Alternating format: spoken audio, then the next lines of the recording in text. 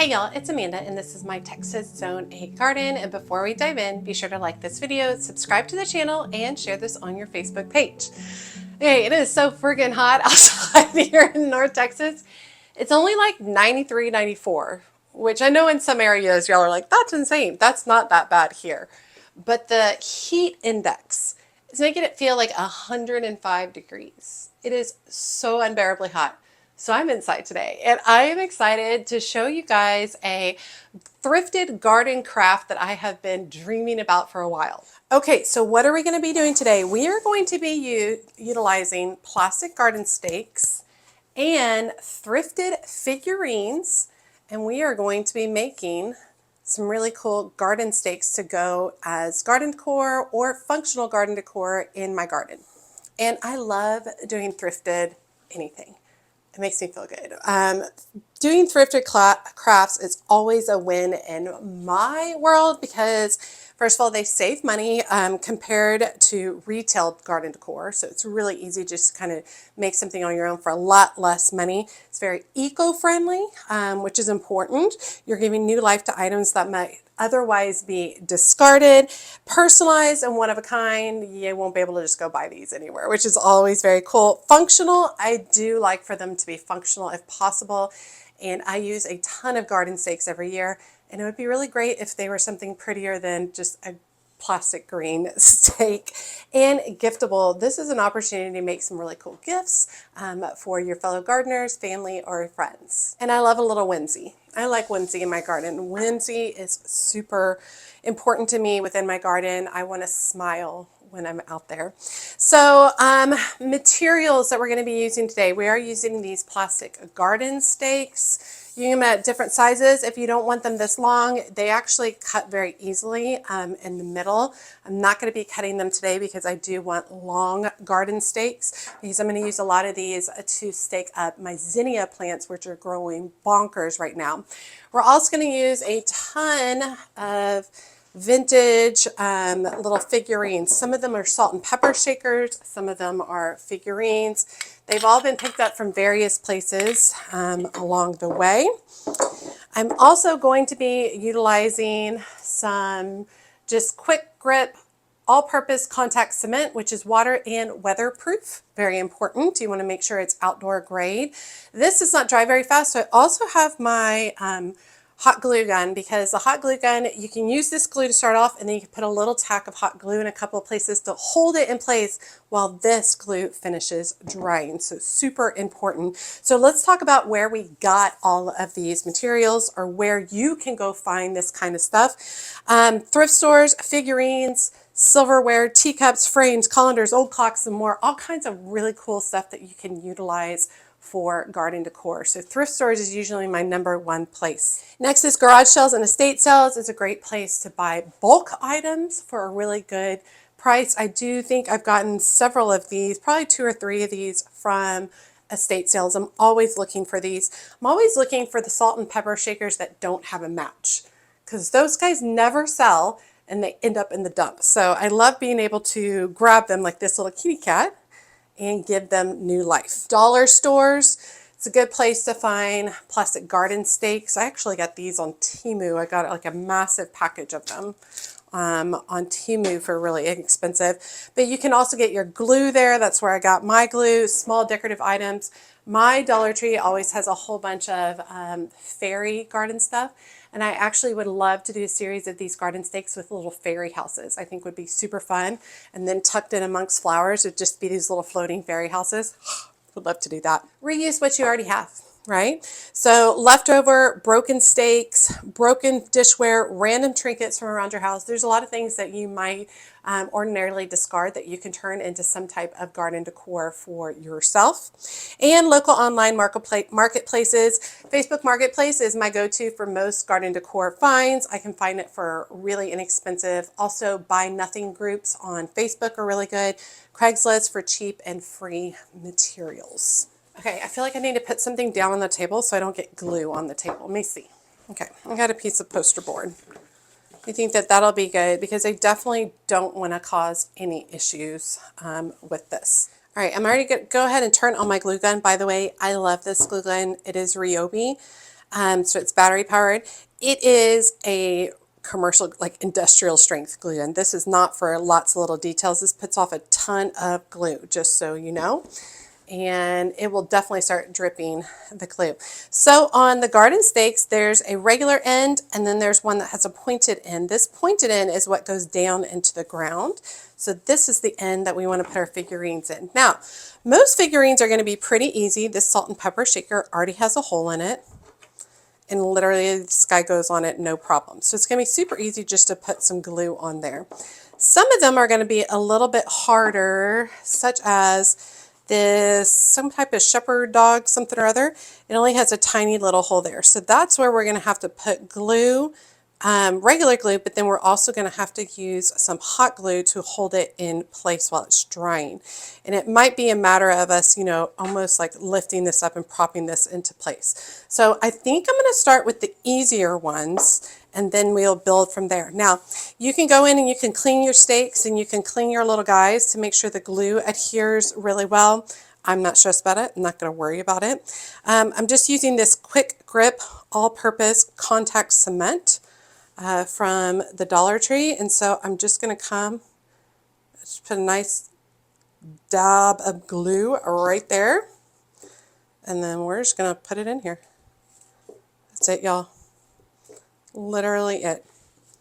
No big deal at all. And then we'll put this guy aside to dry. Here's a little puppy dog. I like animals a whole lot. So you'll see most of the little figurines I have are animal oriented. I like the idea of these cute little like animals throughout my space. So remember, pointy side down. And then we'll just come through again.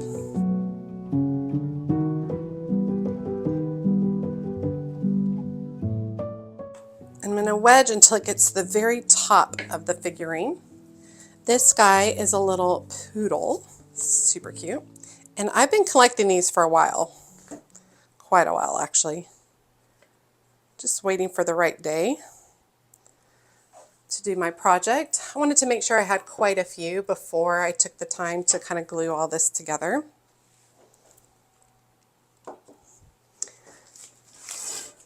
Let's see if this little kitty cat, look how cute he is. He's a salt and pepper shaker. It's going to be a tight squeeze, but that will work. Truthfully, that'll be better for it. Really just working this in as far up as it can go because that's going to get better support for the stake.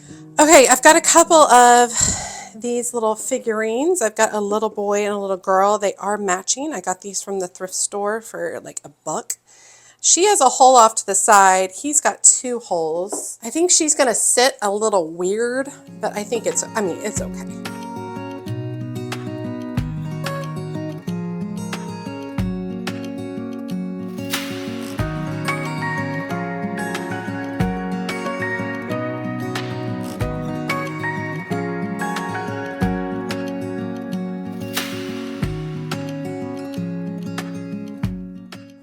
It doesn't really sit really deep into this figurine, but we'll just let it dry. Okay, these are going to be my harder ones. I don't think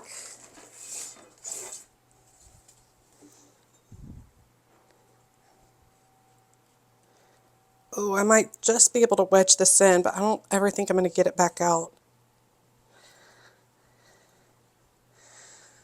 Okay, so I put it just a little bit in there, so something a little different for this one. I'm going to put a little bit of contact cement in a couple of areas around it, but I'm leaving 2 open spaces where I can also come back with a little dab of hot glue. So the hot glue can actually hold this in place while the contact cement dries. So super simple. I didn't put the contact cement all the way around.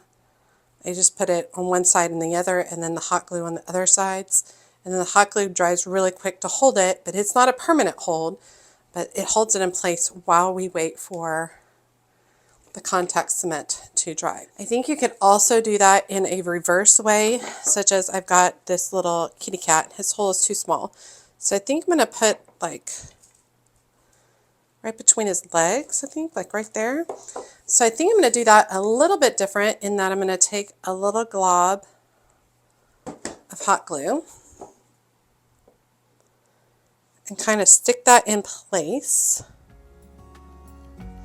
And then I'm going to come in with the contact cement.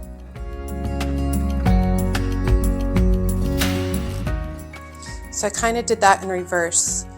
And when you have something that can wiggle around a lot, using the hot glue to like kind of hold it in place makes it so much better. Okay, love this little puppy dog. He's got a little bunch of red writing on him.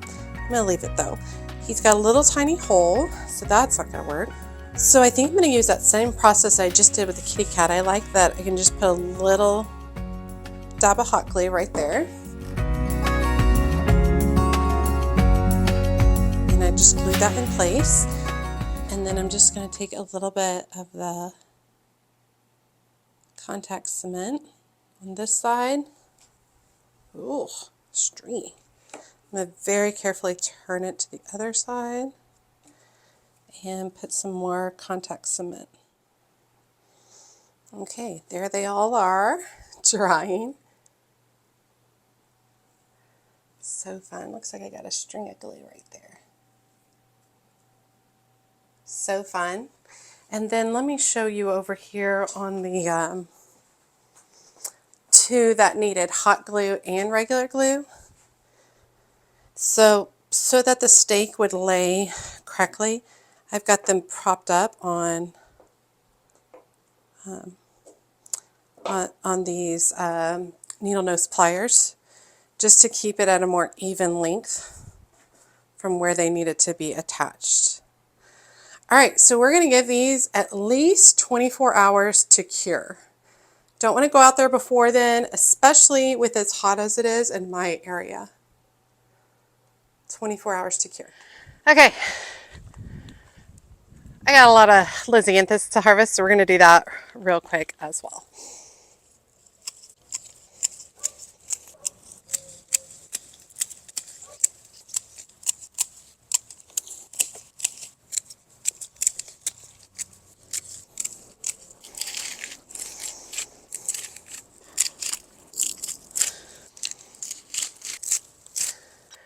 Okay, where are you? I've got my bucket filled, so I'm going to go ahead and stop for today.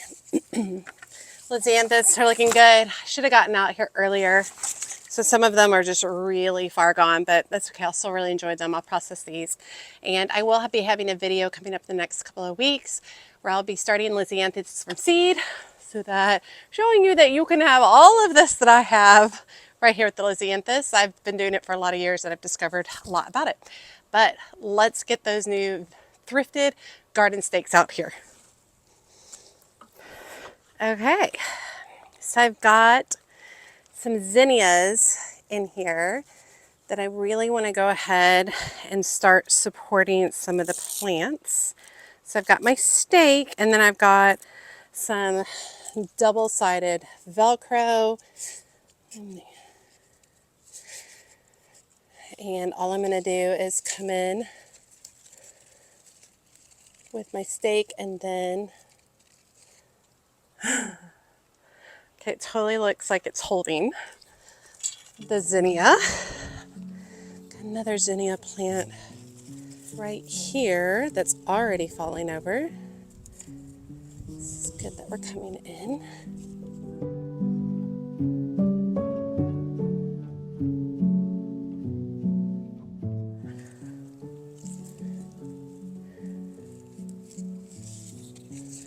And some of these are already fallen over, so hopefully they will reorient themselves a little bit, but I'm glad I'm getting in here to support some of them.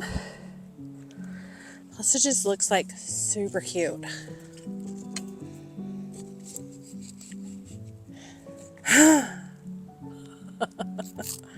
Let me bring y'all in closer.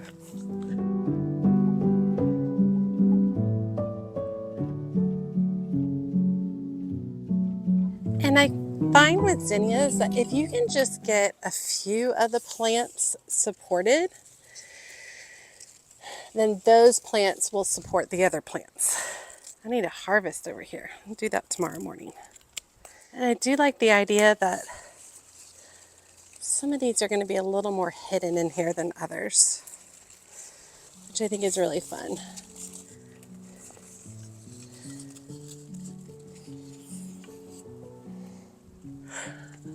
Okay, let me bring y'all in for close-ups.